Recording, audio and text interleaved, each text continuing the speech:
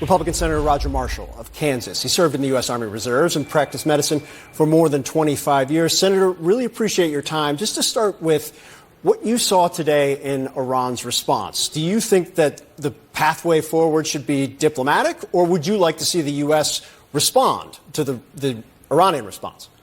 We don't need to respond any more than we have. I think Iran is just there trying to save face today with that gesture. I think that we knew they were coming. We shot them all down except for the one we let go. I think this is a great time for everybody to take a breath and for Iran to realize they cannot have any type of nuclear weapons, any type of nuclear enrichment. So this is a day to catch our breath and pause, and hopefully they'll come to the negotiating table.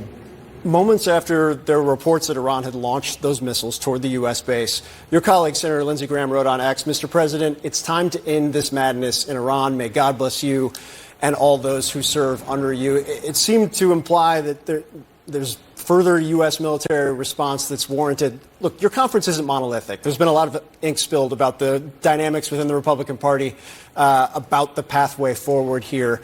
How would you describe them? When you talk to colleagues, where are they about what should happen next?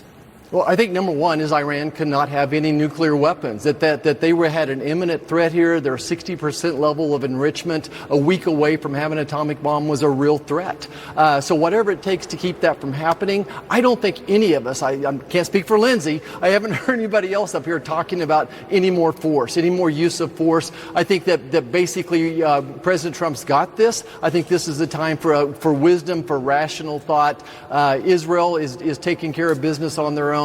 But most importantly, the world is safer today than it was a month ago. Senator, last week you had an interview on the Vance show where you said you thought that Israel could probably take care of this issue themselves, but if the president decided to move forward with strikes, he would probably have a very good reason for doing so. What rationale have you been presented up to this point? Have you been briefed on kind of what triggered the green light here?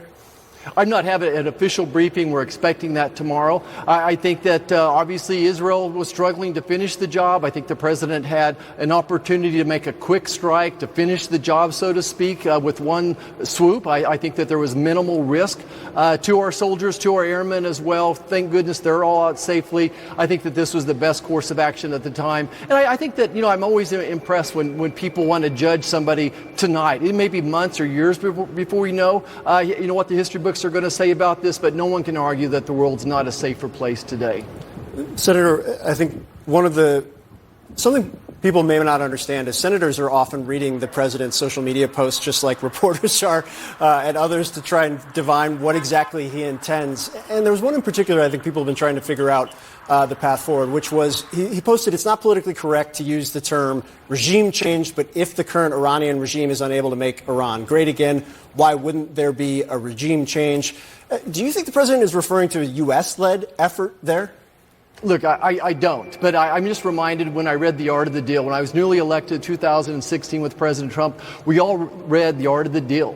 And even then, as I finished that book, I said, the president's going to play with the press like a little boy and a flashlight and a dog, having that dog chase the flashlight. So I think sometimes the president just puts things out there and people overreact to them. I always said take everything President Trump says seriously, but not necessarily literally. Would you like to see Israel halt its strikes right now in the pursuit of a diplomatic pathway? I would love that, but Iran needs to basically have an unconditional surrender and commit that they will never be able to enrich any uranium. I think that if they want to have nuclear power plants, they're going to have to buy that 4 or 5% enriched uranium. They've demonstrated that they can't be trusted.